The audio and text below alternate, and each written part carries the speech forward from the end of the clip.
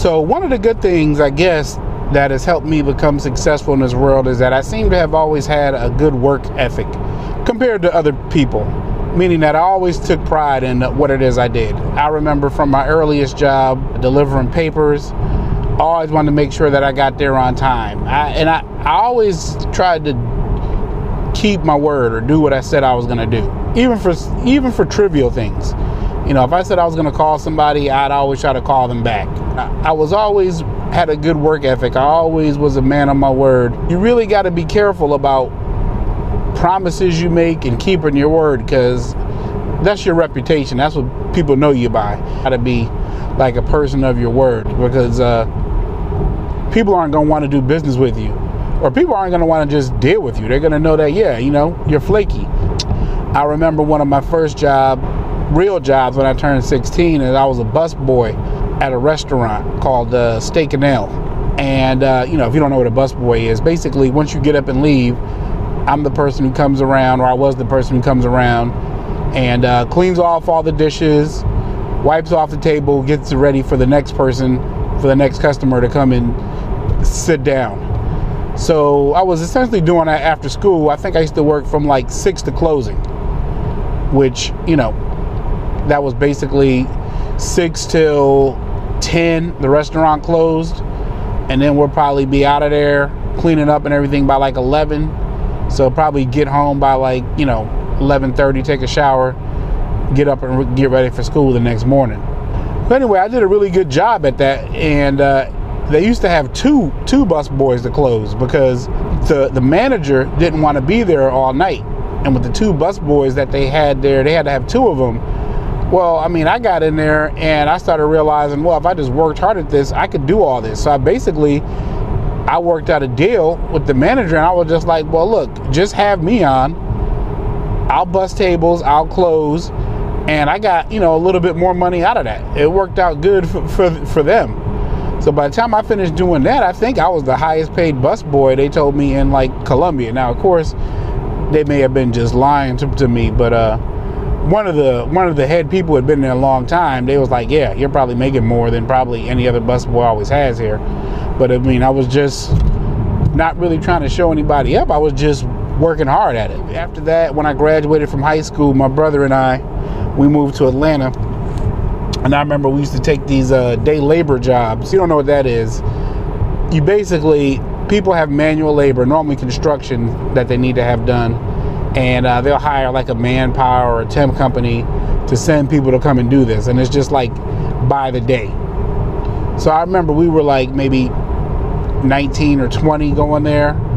And, you know, there'd be all these homeless people that were there. So we probably looked the best out of everybody that was there, because these were pretty much all like just, you know, people who were down on their luck. We were down on our luck too, but I guess we had youth at our side. So we used to always get tickets.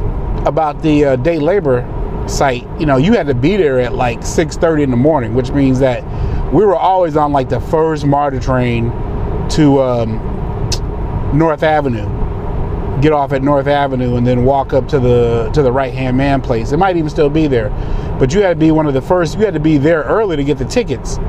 Yeah, we used to always get tickets to go out there. Now, going out there, now what you wanted to get was a repeat.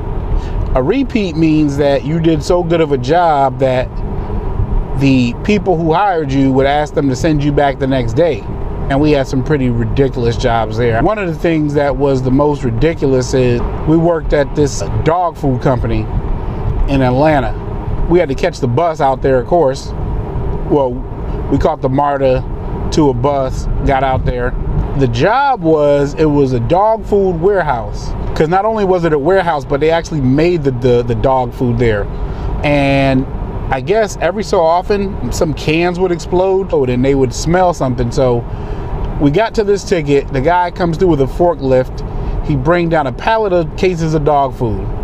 And our job was to just break down the pallet of dog food one by one, go through it until we found the pallet that had a can that exploded.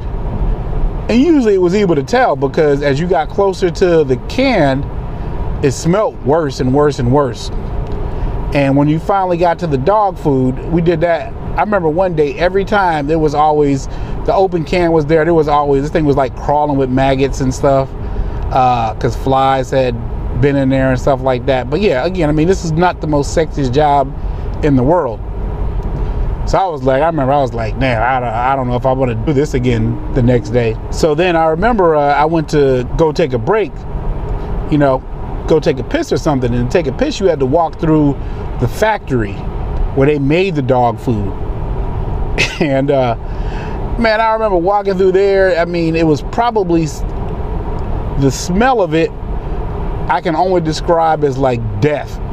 Like the same smell where people say, oh, you know, I thought there was a dead body there, because you just know, like, nothing's supposed to smell like that.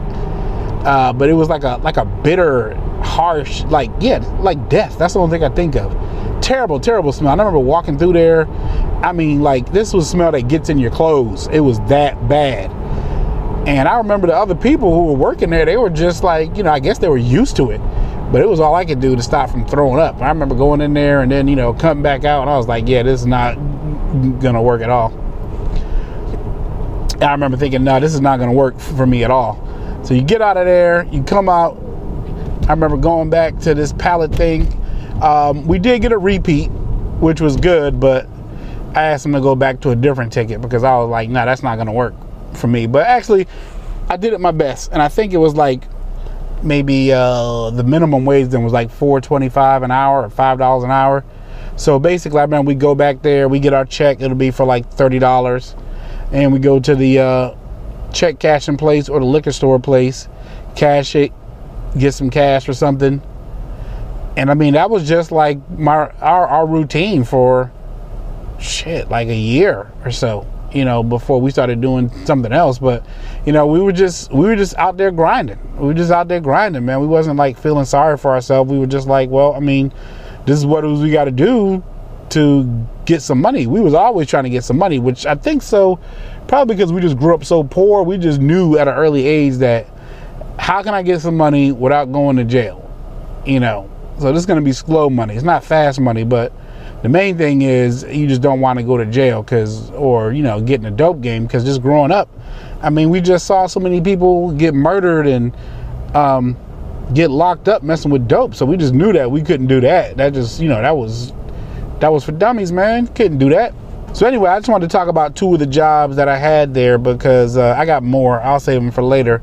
But the point I want to make is that you really got to give it everything you got, no matter what type of job you're doing.